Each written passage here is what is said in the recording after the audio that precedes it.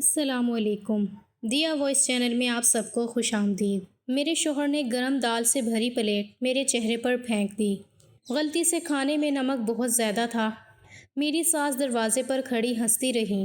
میں کانپتی انگلیوں سے اپنا چہرہ صاف کر رہی تھی جب وہ کمرے سے باہر آیا اور کہا کہ تمہاری سزا طلاق ہے، لیکن اس سے پہلے تمہیں وہ کام کرنا ہوگا جو کسی شوہر نے اپنی بیوی کے ساتھ نہیں کیا ہوگا۔ اسی وقت اس نے مجھ سے کہا، میرا نام لائبہ ہے۔ آج میں بہت خوش تھی۔ صبح سے ہی آج میرے ساتھ سب کچھ بہت اچھا ہو رہا تھا۔ میں اپنی طرف سے کوئی بھی غلطی کرنے کی کوشش نہیں کرتی تھی کیونکہ میں جانتی تھی کہ اگر مجھ سے کوئی غلطی ہو گئی تو اس کا انجام بہت برا ہوگا۔ آج مجھ سے کوئی بھی غلط کام نہیں ہوا تھا۔ میرے شوہر کو بھی کام سے گھر آئے ہوئے آدھا گھنٹہ گزر گیا تھا اور انہوں نے ابھی تک میرے کسی کام میں کمی نہ نکالی تھی۔ مجھے لگتا تھا آج میں ہر کام پرفیکٹ طریقے سے کر رہی ہوں، لیکن آج بھی ایسا نہیں ہوا۔ جیسے ہی میں نے اپنے شوہر کو کھانا دیا اور میں ان کے پاس بیٹھ گئی تو انہوں نے کھانا کھاتے ہوئے کہا کہ نمک بہت تیز ہے۔ میرے شوہر نے اتنا کہتے ہی ہنگامہ کرنا شروع کر دیا، مجھے گالیاں دینے لگے اور جو دال میں نے ان کو دی تھی وہی گرما گرم دال کی پلیٹ انہوں نے پھینک کر میرے منہ پر دے ماری۔ ساری دال میرے چہرے پر آ گئی تھی، میرا پورا چہرہ جل گیا تھا اور میری ساس دروازے پر کھڑی خوب ہنس رہی تھی، کہنے لگی تیرے ساتھ تو یہی ہونا چاہیے۔ مگر میری حالت بہت بری تھی۔ میرے بچے میری حالت دیکھ کر ڈر گئے تھے۔ میں بری طرح سے رو رہی تھی۔ میں نے جیسے تیسے اپنی کانپتی ہوئی انگلیوں سے اپنا چہرہ صاف کیا۔ جب وہ کمرے سے باہر نکلا تو جاتے جاتے کہہ گیا کہ آج میں تمہیں بہت بڑی سزا دوں گا۔ ویسے تو تمہارے لیے طلاق ہے، مگر اس سے پہلے مجھے وہ کرنا ہے جو آج تک کسی شوہر نے اپنی بیوی کے ساتھ نہیں کیا ہوگا۔ میں ڈر گئی تھی کہ پتہ نہیں میرا شوہر میرے ساتھ ایسا بھی کیا کرنے والا ہے۔ میں کمرے میں آئی اور بری طرح سے رونے لگی اور اللہ سے دعا کرنے لگی کہ وہ میری جان بچا لے، کیونکہ میں اپنے شوہر کی دی ہوئی سزا سے بری طرح سے ڈر رہی تھی۔ لیکن جیسے ہی میں نے اپنی آنکھیں کھولی تو میرے ہوش اڑ گئے جب میرے شوہر نے مجھے بالوں سے پکڑا اور مجھے وہاں لے گیا جہاں کوئی رات کے 10 بج رہے تھے اور میرے ہاتھ تیزی سے چلنے لگے۔ ان تیزی سے چلتے ہوئے ہاتھوں کے پیچھے ایک بہت بڑی وجہ تھی جو کہ میرے شوہر کا گھر پہنچنا تھا۔ میرے شوہر وقت کے بہت پابند تھے۔ آنکھ کھلتے ہی انہیں صبح کا ناشتہ چاہیے ہوتا تھا، دوپہر کو وہ پورے 2 بجے آ جاتے تھے اور جلدی ہی انہیں کھانا چاہیے ہوتا تھا۔ انہیں گرم کھانا پسند تھا، اسی لیے میں ان کے لیے تازہ کھانا بنایا کرتی تھی جو زیادہ تر گرم رہتا تھا، ساتھ میں سلاد اور رائتہ بھی دیا کرتی تھی۔ میرے شوہر کو پسند نہیں تھا کہ ان کے کاموں میں کوئی دخل اندازی کرے۔ جب وہ گھر میں ہوتے تھے تب مجھے اتنی بھی اجازت نہیں تھی کہ میں اپنے بچوں کے کام کر سکوں، یا میرا کوئی بچہ رو رہا ہے اور میں اپنے شوہر کا کام چھوڑ کر پہلے اپنے بچے کو دیکھوں۔ میرا شوہر تو صرف یہی چاہتا تھا کہ میں اس کے گھر میں ہی اس کی خدمت میں لگی رہوں۔ اگر میں ایسا نہیں کرتی یا مجھے کسی بھی کام کی 1 سیکنڈ کی بھی دیری ہو جاتی تھی تو وہ مجھے بری طرح سے مارتا تھا، گالیاں دیا کرتا تھا اور بار بار یہی کہتا تھا کہ تجھے کچھ نہیں آتا، تو بیوی بننے کے لائق نہیں ہے۔ خاموشی سے ان کے ظلم کو برداشت کرتی تھی۔ آج بھی میں اپنے بیٹے کی دوائی لینے کے لیے کلینک گئی ہوئی تھی اور وہاں سے تھکی ہوئی جب گھر واپس آئی تو کیا دیکھتی ہوں کہ ساس نے گھر کے کام کو ہاتھ تک نہیں لگایا تھا۔ ڈاکٹر کے یہاں کافی بھیڑ تھی۔ بیٹے کو 3 دن سے بخار آ رہا تھا۔ میرا شوہر تو مجھے کہیں لے کر جاتا ہی نہیں تھا، نہ میری ساس گھر سے باہر نکلتی تھی۔ مجھے ہی اس کا بخار دیکھ کر اسے ڈاکٹر کے پاس لے جانا پڑا، مگر وہاں زیادہ بھیڑ ہونے کی وجہ سے میرا نمبر دیر سے آیا تھا اور مجھے یہ بھی فکر ستا رہی تھی کہ اگر شوہر گھر آ گیا تو میرے ساتھ کیا ہوگا۔ بیٹے کی دوائی بہت ضروری تھی، وہ بری طرح سے بخار میں جل رہا تھا۔ اس کے باپ کو تو اس کی کوئی فکر ہی نہیں تھی۔ میرا شوہر 3 بچوں کا باپ تو ضرور کہلایا جاتا تھا، مگر بچوں کی خوشی، بچوں کے غم اور بچوں کے کاموں سے اسے کوئی مطلب ہی نہیں تھا۔ اسے صرف اپنی ماں کا کہنا ماننا، اپنی بیوی پر ہاتھ اٹھانا اور اپنے سارے کام ٹائم پر کروانا ہی زیادہ اچھا لگتا تھا۔ میں 2 گھنٹے پہلے جس طرح سے گھر چھوڑ کر گئی تھی اسی طرح سے گھر بکھرا پڑا ہوا تھا۔ گھر کا نظارہ ویسے کا ویسا ہی تھا۔ میری ساس چاہتی تو گھر کا ایک تو کام کر ہی سکتی تھیں، کیونکہ وہ بھی جانتی تھی کہ ان کے بیٹے کی عادت کتنی خراب ہے، اسے سارے کام وقت پر چاہیے ہوتے ہیں، مگر میری ساس کو تو کسی بات کی کوئی پرواہ ہی نہیں تھی۔ میرا شوہر مجھ پر ہاتھ اٹھاتا تھا تو انہیں بہت ہی اچھا لگتا تھا۔ میں نے اپنے آنسو صاف کیے، بیٹے کو دوائی پلائی اور جلدی سے گھر کے کاموں میں لگ گئی تھی۔ میرے پاس صرف گھنٹہ تھا اور اس 1 گھنٹے میں مجھے گھر کا حلیہ بھی سدھارنا تھا، کھانا بھی بنانا تھا اور اپنے بیٹے کو بھی دیکھنا تھا، جبکہ میری بیٹی بھوکی پیاسی اپنے کھلونوں کے ساتھ کھیل رہی تھی۔ میری ساس نے اسے بھی کچھ کھانے کو نہیں دیا تھا۔ میں نے جلدی سے بیٹی کے آگے کھانا رکھ دیا تھا تاکہ وہ خود اٹھا کر کھا سکے۔ وہ چھوٹی تھی، اسے اپنے ہاتھوں سے ابھی کھانا نہیں آتا تھا، مگر میرے پاس اتنا وقت نہیں کہ میں اسے کھانا کھلا سکتی، کیونکہ شوہر کے سارے کاموں کی لسٹ میرے دماغ میں چلنے لگی تھی اور میں نے جلدی جلدی اپنے ہاتھ چلائے تھے۔ کھانا بنانے کے دوران مجھ سے ایک غلطی ہو گئی تھی اور اس غلطی نے مجھ پر میری زندگی کی ساری خوشیوں کو دشوار کر دیا تھا اور مجھے اچھی طرح سے بتا دیا تھا کہ میرے برے وقت میں کون میرے ساتھ ہے۔ میں بری طرح سے تھک چکی تھی، کوئی میرا ساتھ دینے والا نہیں تھا، کوئی میری تکلیف سمجھنے والا نہیں تھا، کوئی محنت دیکھنے والا نہیں تھا۔ 1 گھنٹے میں جلدی جلدی سارے کام کیے تھے، گھر صاف کیا تھا، بچوں کو بھی صاف ستھرا کیا تھا، بیٹی کو دوائی دی تھی، کھانا بھی بنایا تھا، ساس کے لیے چائے بنائی تھی اور کھانے کے لیے برتن بھی نکال کر رکھ دیے تھے۔ اس دوران اپنا بالکل بھی خیال نہیں کیا تھا۔ میں ابھی سکون کا سانس لینے کے لیے صوفے پر بیٹھی ہی تھی کہ باہر دروازے کی گھنٹی بجی۔ میں اچھل پڑی کہ میں سمجھ گئی تھی کہ دروازے پر میرے شوہر ہی آئے ہوں گے۔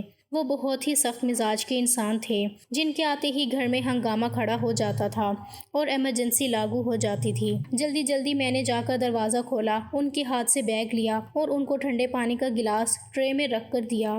میرے شوہر کو بالکل بھی یہ بات پسند نہیں تھی کہ میں ان کو پانی کا گلاس اپنے ہاتھ سے دوں۔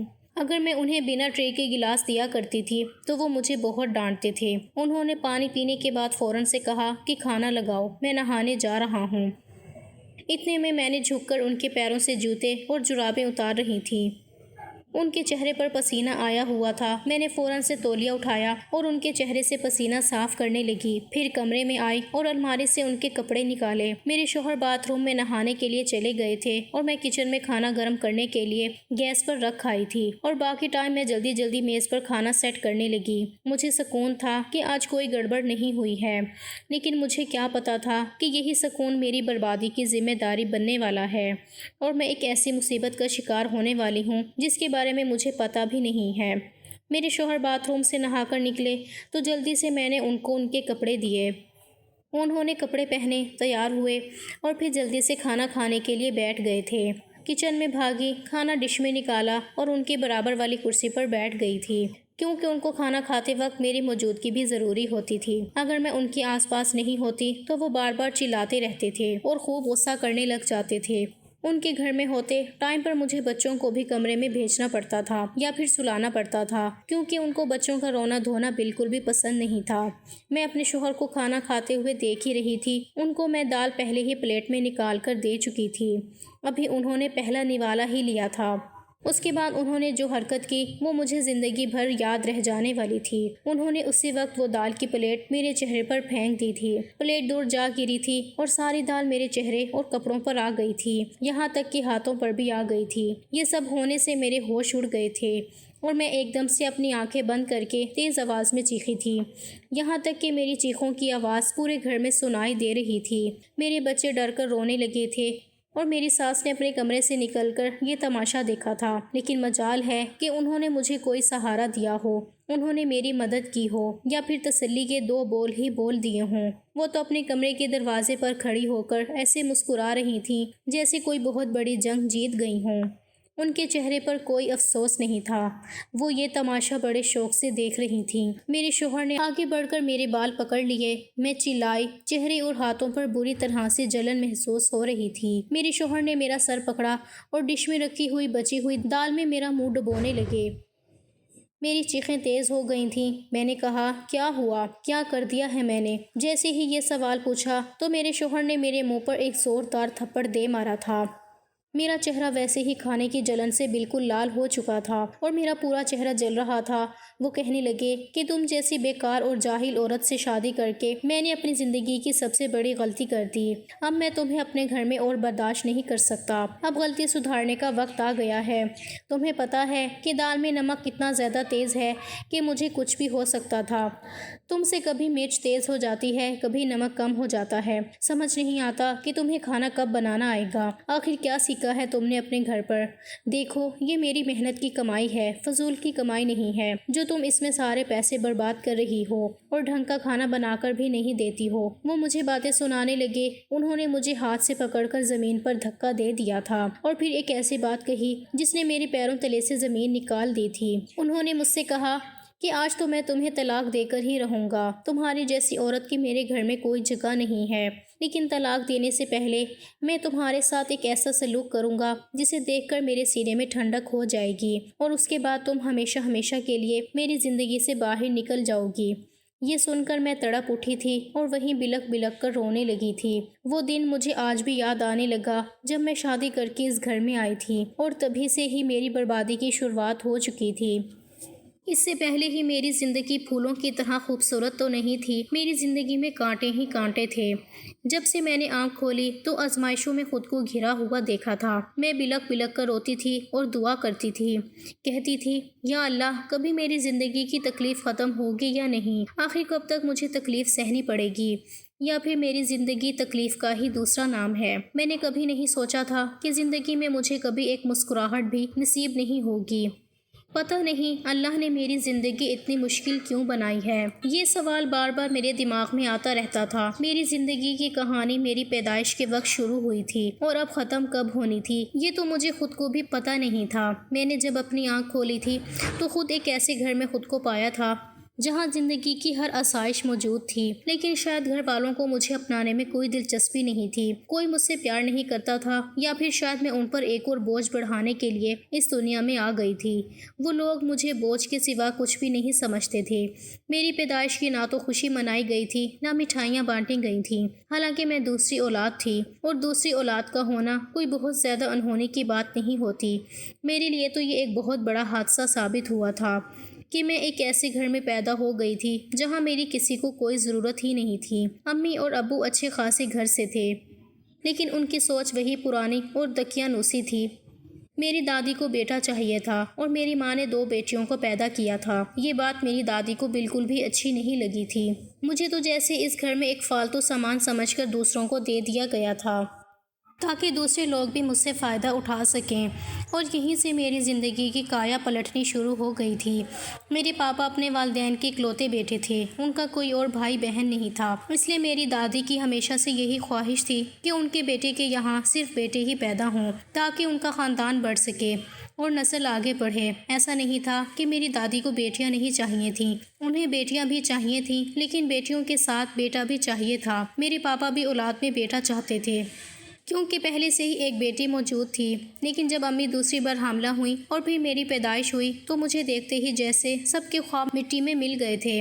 امی اور پاپا کی پسند کی شادی تھی۔ شروع میں میری دادی امی سے ناراض رہتی تھیں کیونکہ وہ پاپا کی شادی اپنے خاندان کی لڑکی سے کروانا چاہتی تھیں، پر پاپا نے تو میری ماں کو پسند کر لیا تھا۔ امی بھی پاپا کی ہی آفس میں کام کرتی تھیں، یہیں سے ان دونوں کی دوستی شروع ہوئی تھی اور یہیں سے ہی ان کی محبت کی شروعات بھی ہوئی تھی۔ امی اور پاپا کے خاندانوں میں بہت فرق تھا۔ پاپا ایک ہائی کلاس فیملی سے تعلق رکھتے تھے، وہ جس کمپنی میں کام کرتے تھے وہاں کی مینیجر کی پوسٹ پر نوکری کرتے تھے، جبکہ میری امی مڈل کلاس فیملی سے تھیں اور پاپا کی کمپنی میں معمولی امپلائی تھیں۔ میری امی اپنی سبھی بہن بھائیوں میں سب سے بڑی تھیں، اس لیے ان کے اوپر اپنے بہن بھائی کی ذمہ داری ان کا خرچہ اٹھانا تھا۔ اسی وجہ سے کچھ حد تک امی نے پاپا کو اپنے جال میں پھنسا لیا تھا۔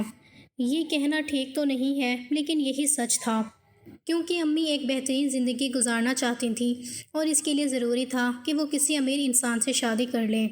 پاپا اپنی کمپنی کے سینئر مینیجر کے عہدے پر تھے، یہ بات امی کو بہت پسند تھی، اسی لیے انہوں نے میرے پاپا کو اپنی محبت کے جال میں الجھا لیا تھا۔ ان کے بیچ محبت بڑھی اور اس طرح دونوں نے شادی کر لی تھی، جبکہ دونوں کے ہی خاندانوں میں سے کوئی بھی شادی کے لیے راضی نہیں تھا اور انہوں نے اپنی منمانی کی اور کورٹ میرج کر لی۔ پھر پاپا امی کو اپنے گھر لے آئے تھے، جہاں دادی نے تھوڑی سی ڈانٹ لگانے کے بعد امی کو اپنی بہو کے روپ میں قبول کر ہی لیا تھا، کیونکہ امی خوبصورت تھیں اور بالکل ویسی بہو کی طرح شکل و صورت رکھتی تھیں جیسی میری دادی کو چاہیے تھی۔ ہمارا گھر بہت بڑا تھا جس میں کئی کمرے تھے، نوکر چاکر کام کرتے تھے، یہاں تک کہ دنیا کی ہر چیز تھی، لیکن شاید میرے لیے یہ بنی ہی نہیں تھی۔ یہ گھر میرے لیے اجنبی ہی تھا اور یہاں کے لوگ مجھے کبھی اپنے لگے ہی نہیں تھے۔ اپنے والدین کے ہوتے ہوئے بھی وہ گھر میرا نہیں تھا۔ مجھ سے پہلے میری امی نے ایک اور بیٹی کو جنم دیا تھا، جس پر دادی نے شور مچانا شروع کر دیا تھا کہ اب کی بار جو بچہ ہوگا وہ لڑکا ہی ہونا چاہیے۔ امی اس بات سے بہت ڈر گئی تھی اور انہوں نے پاپا کو آگے بچہ پیدا کرنے سے انکار کر دیا تھا، لیکن پھر قدرت نے اپنا رنگ دکھا دیا تھا اور امی ایک بار پھر سے حاملہ ہو گئی تھی۔ اب کی بار انہیں بھی یہی لگتا تھا کہ بیٹی ہوگی، اب شاید اوپر والا انہیں بیٹا دے دے گا۔ لیکن جب 9 مہینے بعد میں نے جنم لیا تو گھر کے سارے افراد کے منہ لٹک گئے تھے۔ امی کو یہ ڈر تھا کہ دادی پورے گھر میں ہنگامہ شروع کر دیں گی، اور میں تو ایک معصوم ننھی سی بچی تھی جسے کچھ پتہ ہی نہیں تھا کہ اس کے گھر میں کیا کیا ہو رہا ہے۔ فی الحال میرے جنم کے تیسرے دن ہی طے کر لیا گیا اور مجھے کسی ایسے لوگوں کو دیا گیا جو اپنا خرچ بھی کھینچ کھینچ کر نکالتے تھے۔ کاش اس وقت میں چھوٹی نہ ہوتی اور مجھے ہوش ہوتا تو میں اپنی قسمت خود اپنے ہاتھوں سے لکھ لیتی، لیکن افسوس تھا کہ میں ایسا نہ کر سکی تھی، اور میں ایک اونچے خاندان سے ایک ایسے خاندان میں آ گئی تھی جہاں اولاد کی کمی کے ساتھ ساتھ غریبی کے ڈیرے بھی تھے۔ امی نے ایک بار بھی مجھے امیر گھر میں دینے کے بارے میں نہیں سوچا تھا، بلکہ ان لوگوں کو دیا تھا جو خود غریبی بھری زندگی گزار رہے تھے، اور وہ کوئی اور نہیں بلکہ میری امی کے بھائی تھے۔ مطلب کہ میں اپنے ماموں اور مامی کو گود دے دی گئی تھی۔ امی اپنے اس فیصلے سے بہت خوش ہوئی تھیں، کیونکہ دادی نے انہیں کہا کہ اگر تم نے اپنی یہ بیٹی اپنے بھائی کو دے رہی ہو تو پھر تیسرا بچہ جو ہوگا وہ بیٹا ہی چاہیے۔ دادی نے یہ بھی صاف صاف کہہ دیا تھا کہ اب ہمیں زیادہ بیٹیاں نہیں چاہیے، بس ایک یہ کافی ہے، اس سے زیادہ نہیں، زیادہ بیٹے تو اپنا بوجھ خود اٹھا لیتے ہیں۔ اس لیے ممی کو بھی یہی ٹھیک لگا تھا اور انہوں نے مجھے خوشی خوشی اپنے بھائی بھابھی کے حوالے کر دیا تھا، اور اس دن میری زندگی پوری طرح سے بدل گئی تھی۔ ماموں اور مامی کی خوشی کا کوئی ٹھکانہ نہیں رہا تھا۔ انہوں نے مجھے بالکل اپنی بیٹی کی طرح رکھا تھا، لیکن یہ صرف کچھ مہینوں کی ہی بات تھی۔ جب میں بڑی ہوئی اور پھر ماما جی کی نوکری چلی گئی تو تھوڑا بہت گھر کا خرچہ تو چلتا تھا، وہ بھی اب نہیں چلنے کے برابر ہو گیا تھا۔ تو ماما جی اور مامی جی نے مجھے منحوس کہنا شروع کر دیا تھا۔ میں تو معصوم بچی تھی، ان چیزوں کو سمجھ نہیں پا رہی تھی۔ مجھے ایسا لگتا تھا کہ جیسے کچھ بدل گیا ہو۔ پہلے مجھے ان کا پیار ملتا تھا، اب مجھے صرف اور صرف ان کی نفرت ہی مل رہی تھی۔ میں کہیں کی بھی نہیں رہی تھی۔ میرے والدین نے تو مجھے ان لوگوں کے پاس سونپ کر دوبارہ کبھی پلٹ کر بھی دیکھا ہی نہیں تھا۔ اس دن میرے اندر اپنے آپ کو دوسروں سے کم سمجھنے والی احساسیت پیدا ہونی شروع ہو گئی تھی، اور جب میں 5 سال کی عمر کو پہنچ گئی تو مامی نے مجھے ایک دن اتنا زیادہ مار پیٹ کر گھر سے نکال دیا اور کہنے لگی، جا دفع ہو جا، یہاں سے چلی جا اپنی ماں کے پاس۔ دوسری طرف ممی جب تیسری بار پریگننٹ ہوئی تو اوپر والے نے انہیں بیٹا دے دیا تھا، اور اس طرح وہ مجھے پوری طرح سے بھلا بیٹھی تھیں اور اپنے بیٹی کی خوشیوں میں مگن ہو گئی تھیں۔ ادھر ماما اور مامی نے میری زندگی کو دشوار کر دیا تھا۔ جیسے جیسے میں بڑی ہو رہی تھی ویسے ویسے ہی مجھے یہ احساس ہوا تھا کہ میں دنیا میں آئی ہی کیوں ہوں، کاش میں پیدا نہ ہوئی ہوتی تو یہ سب میرے ساتھ نہ ہوتا۔ یہ خیال میرے دماغ میں پیدا ہوتا گیا تھا۔ ماموں اور مامی نے جب مجھے گود لیا تھا تو اس کے 2 سال کے بعد ہی ان کا بھی بیٹا ہوا تھا، اور تب سے انہوں نے مجھے نظر انداز کرنا شروع کر دیا تھا۔ جن کے پاس سالوں سے اولاد نہیں تھی، میری قدم ان کے گھر میں پڑنے سے ان کے یہاں بیٹا پیدا ہو گیا تھا، مگر وہ اس بات کو نہیں مانتے تھے۔ وہ تو مجھے منحوسی کہتے تھے، اور بیٹے کے آ جانے کے بعد انہوں نے بھی میری قدر کرنی ختم کر دی تھی۔ انہیں نہیں پتا کہ میں کیا پہنتی ہوں، کیا کھاتی ہوں، مجھے کس چیز کی ضرورت ہے۔ یہ ساری چیزیں جیسے اب ان کا سر درد بن گئی تھیں، اور انہوں نے میری زندگی کو برباد کر کے رکھ دیا تھا۔ میں بالکل ٹوٹ کر رہ گئی تھی۔ جب 10 سال کی عمر تک پہنچی تو تب تک میں نے یہی لفظ سنے تھے کہ یہ لڑکی منحوس ہے۔ جب سے اپنے والدین کے گھر پیدا ہوئی تو اپنی ماں کے لیے اس نے مصیبتیں کھڑی کیں، اور اب جب ہمارے گھر آئی ہے تو ہمارے لیے بھی مصیبت کے پہاڑ لے کر آئی ہے، جو ہمارے گھر پر آ کر اس نے توڑے ہیں۔ ان کی یہ بات چیت میرے دل کو چیر کر رکھ دیتی تھی۔ اب ان کے لیے ان کا بیٹا ہی سب کچھ تھا، اور میں یہ سب کچھ برداشت نہیں کر پاتی تھی۔ انہوں نے مجھے تعلیم دلوانے کی بھی ضرورت محسوس نہیں کی تھی، لیکن جب ماموں جی سے جھگڑا کر کے میں نے یہ کہا کہ آپ نے ہی تو مجھے میری ماں سے الگ کیا ہے، آپ پر ہی میری تعلیم کی ذمہ داری بنتی ہے، ماموں جی اللہ کا واسطہ ہے مجھ سے میرا یہ حق مت چھینو، تو انہوں نے میرا کسی سرکاری اسکول میں جیسے کیسے کر کے داخلہ کروا دیا تھا۔ میری یونیفارم، ان ساری چیزوں سے اب انہیں کوئی لگاؤ نہیں تھا۔ میں اب ان کے لیے کوئی اہمیت نہیں رکھتی تھی۔ جب میں پیدا ہوئی تو انہوں نے امی پاپا کو ہر طرح سے ہر حد تک یقین دلانے کی کوشش کی تھی کہ وہ ان کی دی ہوئی بیٹی کا بہت خیال رکھتے ہیں، اس کو ان کی پلکوں پر بٹھا کر رکھتے ہیں، لیکن ہر دعویٰ جھوٹا ثابت ہو گیا تھا، اور انہوں نے مجھے بیٹی تو کیا نوکرانی ہی بنا کر رکھ دیا تھا۔ صبح سے شام تک میں گھر کے کاموں میں لگی ہوئی ہوتی تھی، حالانکہ میری عمر صرف اور صرف 12 سال کی تھی۔ اور ان 12 سالوں میں مجھے اپنی زندگی سے ہی نفرت ہو گئی تھی۔ مجھ سے میرا بچپن چھین لیا گیا تھا، کھیلنے کودنے کی عمر چھین لی گئی تھی، مجھے کوئی پیار کرنے والا نہیں تھا، کوئی میرے سر پر ہاتھ رکھنے والا نہیں تھا، بس ہر طرف سے مجھے تانے ملتے تھے۔ امی اور پاپا نے تو کبھی مجھے پلٹ کر پوچھا ہی نہیں تھا۔ ایک دو بار امی نے ان سے ملاقات کرنے مجھے بھیج دیا تو انہوں نے مجھ سے اس قدر اجنبیوں والا رویہ کیا تھا کہ میری آنکھوں سے آنسو نکل آئے تھے، اور میرا بچپن کا معصوم دل ٹوٹ کر رہ گیا تھا، اور مجھے بہت برا محسوس ہوا تھا۔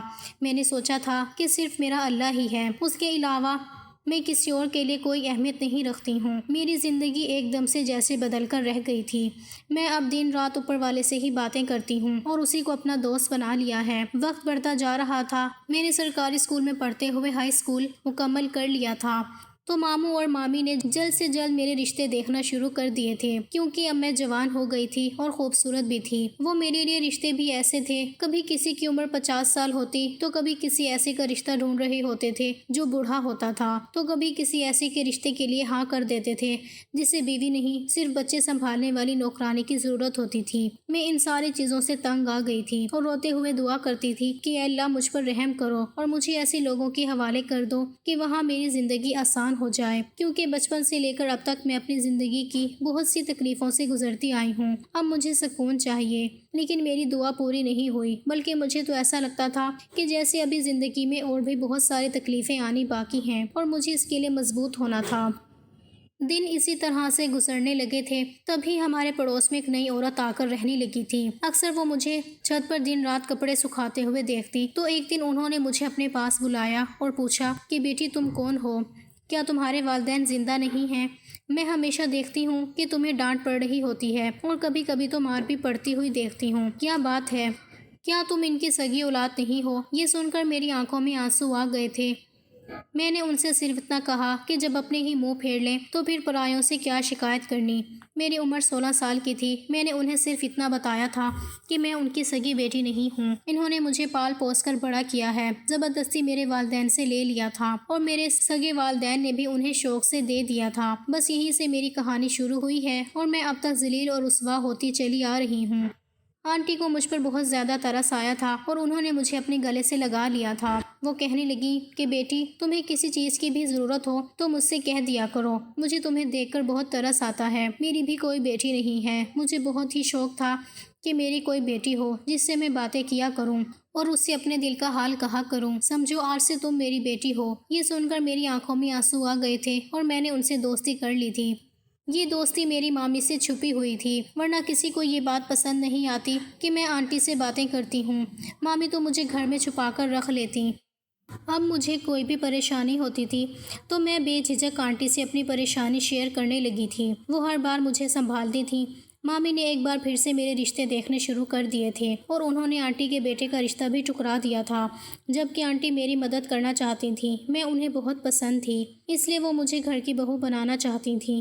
صرف ان کا ایک ہی بیٹا تھا جو کہ مجھ سے عمر میں پورے 10 سال بڑا تھا۔ ابھی میری شادی کی عمر نہیں تھی، میری عمر 16 سال ہی ہوئی تھی، اور یہ بات آنٹی کو اچھی نہیں لگی۔ انہوں نے سوچا پتہ نہیں یہ لوگ میری شادی کہاں کروا دیں گے، اس لیے وہ خود اپنے بیٹے کا رشتہ لے کر ماموں جی کے گھر آئی تھیں، مگر مامی اور ماموں دونوں نے اس رشتے کو ٹھکرا دیا تھا۔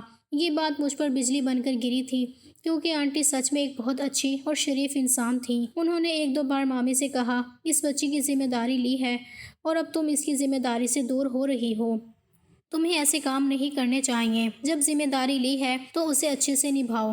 مامی کو اس وقت احساس تو ہوا تھا، لیکن اس کے بعد انہوں نے جیسے ایک بار پھر سے میرے ساتھ ظلم کرنے شروع کر دیے تھے، اور صرف 16 سال کی عمر میں انہوں نے میرا رشتہ طے کر دیا تھا۔ آنٹی کو بہت دکھ ہوا تھا۔ انہوں نے بار بار مامی سے کہا تھا کہ تم ایسا مت کرو، میں اسے اپنے گھر کی بہو بنانے کے لیے تیار ہوں، مگر مامی کو مجھ سے بہت جلن ہوئی تھی، یا پھر کیا بات تھی مجھے کچھ سمجھ نہیں آ رہا تھا۔ انہوں نے آنٹی کی بات کا ذرا بھی مان نہیں رکھا تھا اور میری شادی مجھ سے پورے 10 سال بڑے آدمی کے ساتھ کروا دی تھی۔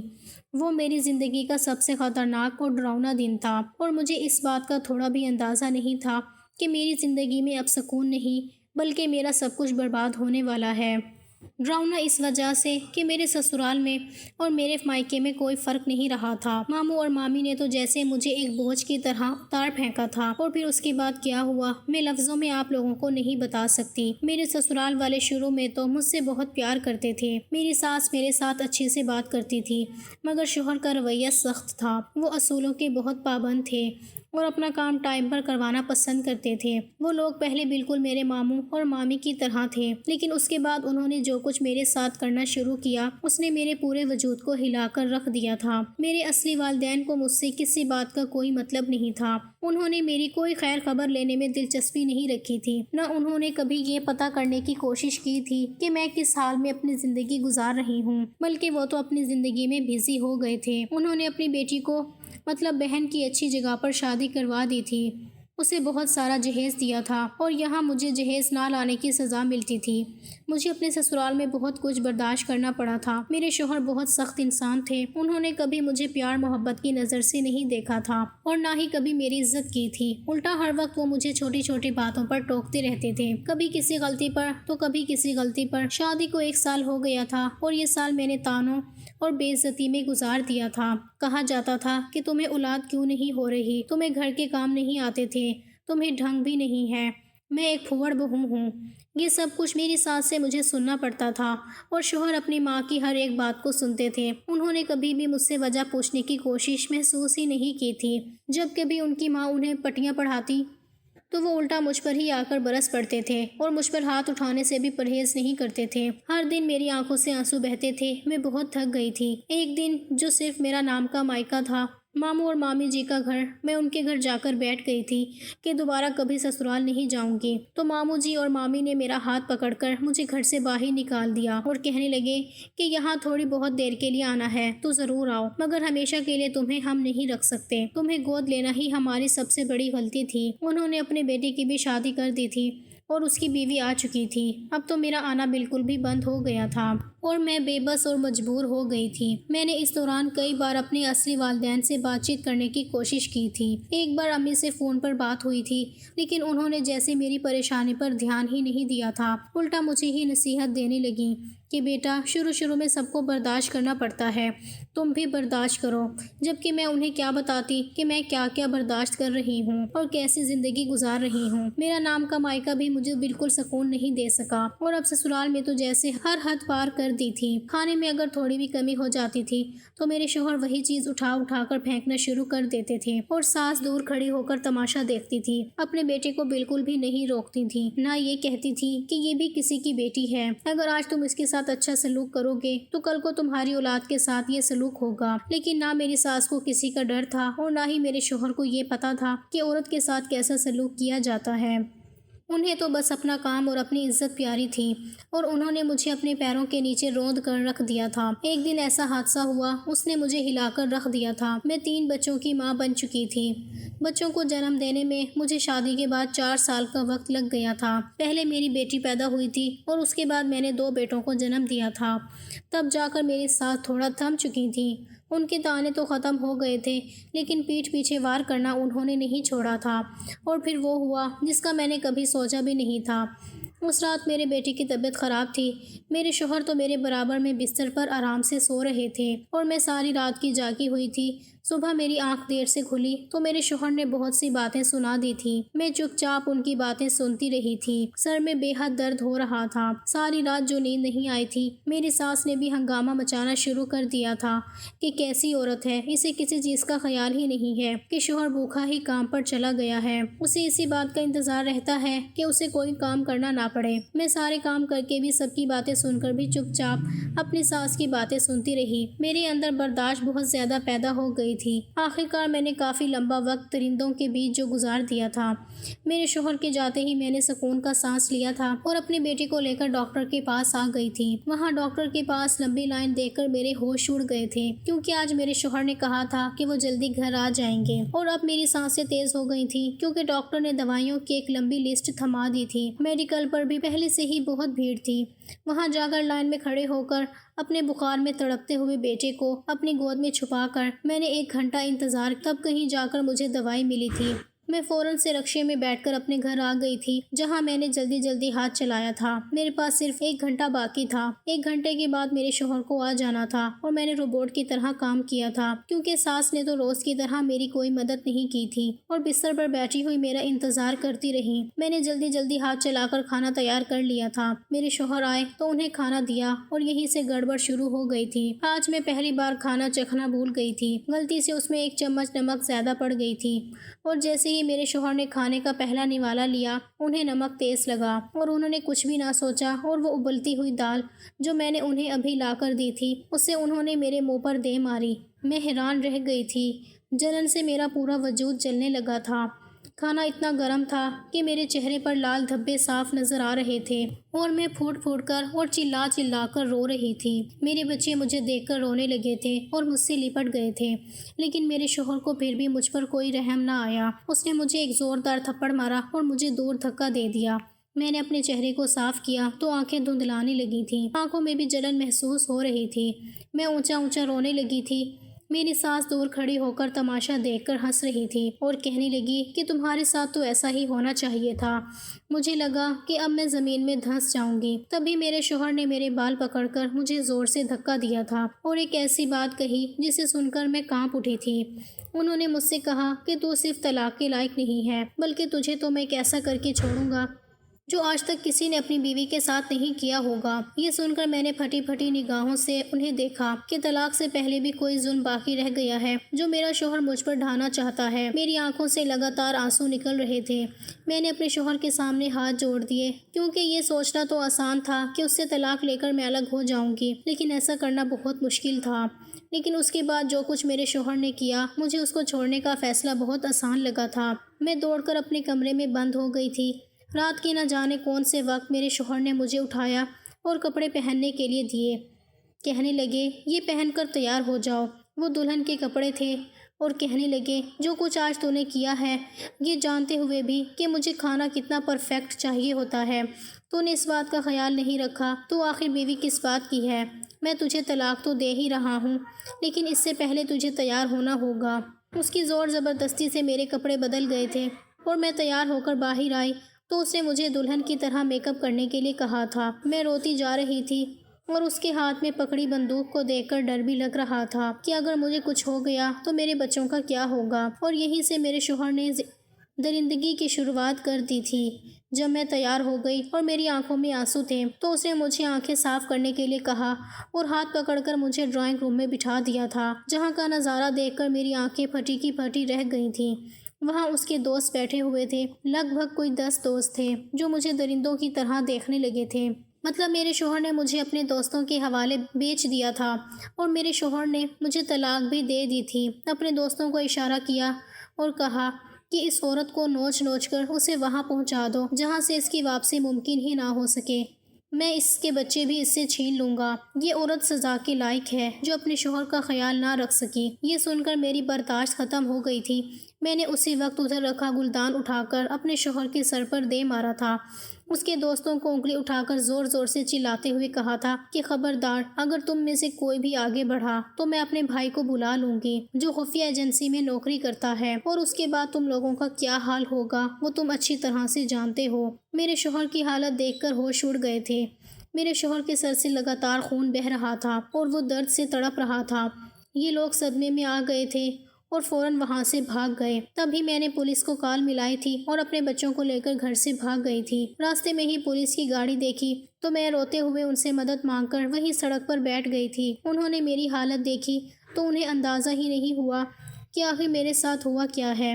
میں دوڑ کر پولیس انسپکٹر کے پاس گئی اور اپنے ہاتھ جوڑ کر ان سے صرف اتنا کہا کہ میرے ظالم شوہر نے صرف مجھے طلاق ہی نہیں دی بلکہ مجھے اپنے دوستوں کے ہاتھ بیچ دیا تھا اور وہ میرے بچے بھی رکھنے کی دھمکی دے رہا ہے۔ میں نے ہمت کی اور کمرے میں رکھا ہوا گلدان اٹھا کر اپنے شوہر کے سر پر دے مارا۔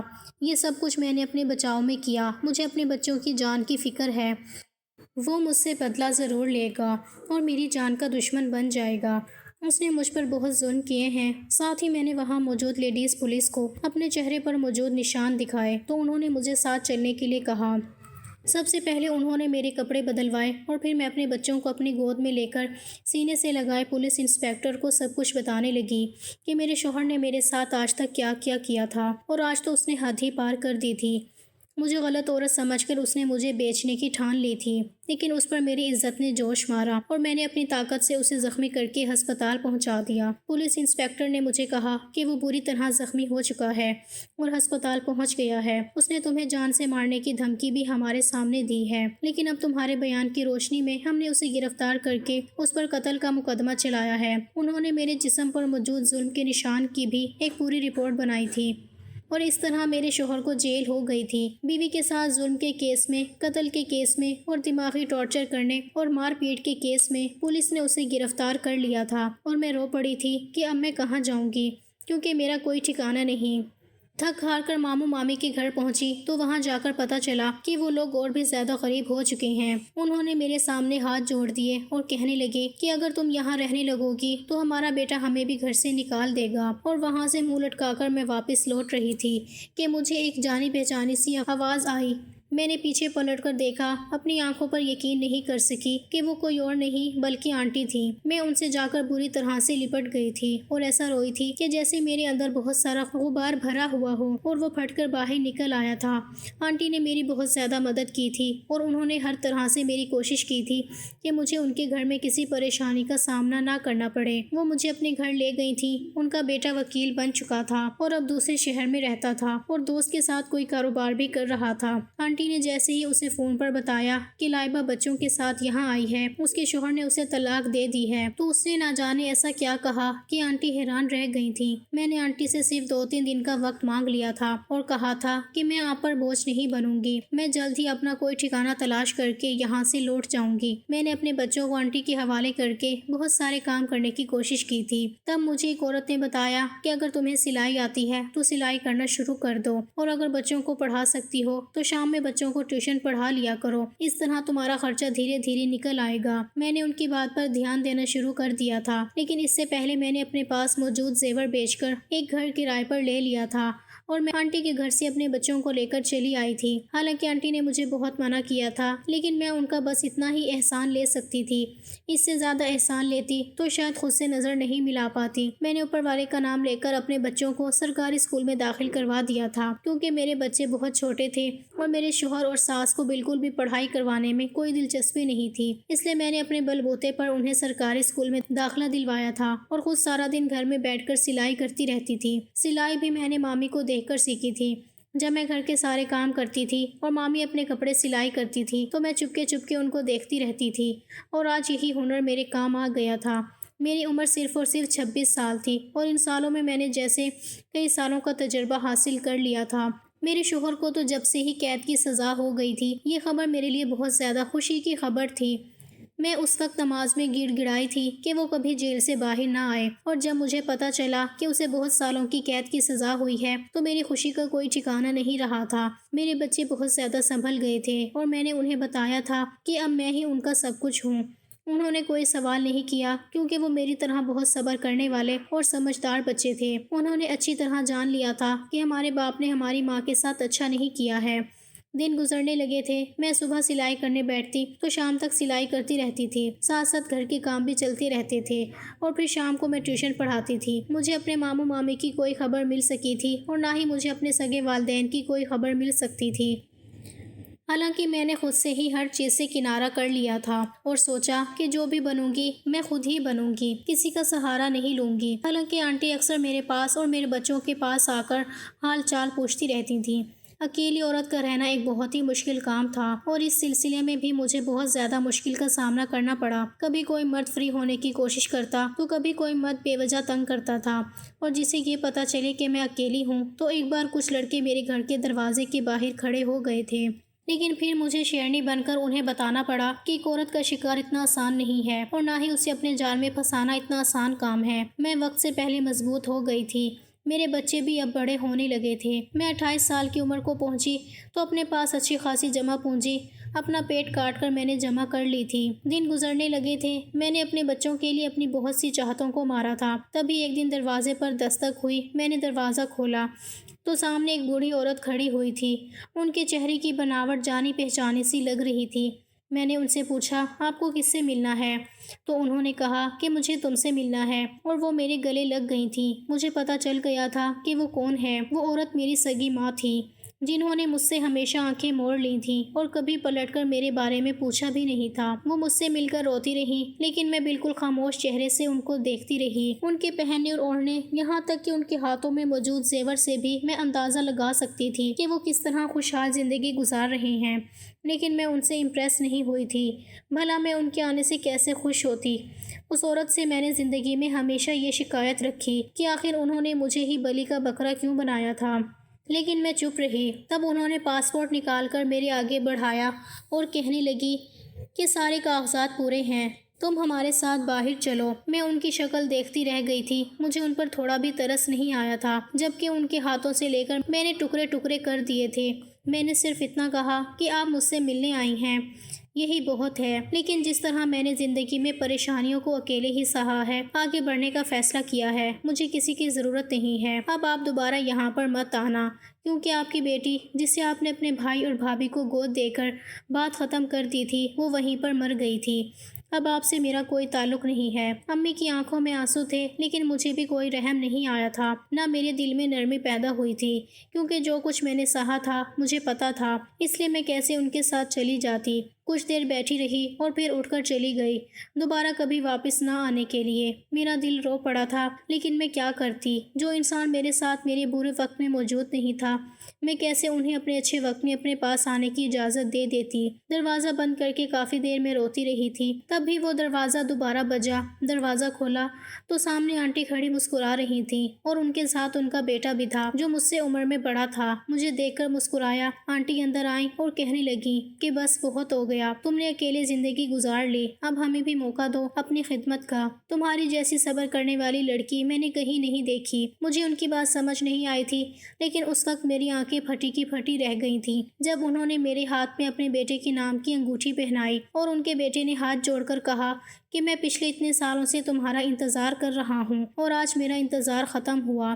اب تم منع نہیں کر سکتی۔ مجھے تمہارے بچوں سے کوئی مطلب نہیں، ہم ایک نئی جگہ جا کر نئے شہر میں اپنی زندگی بسائیں گے۔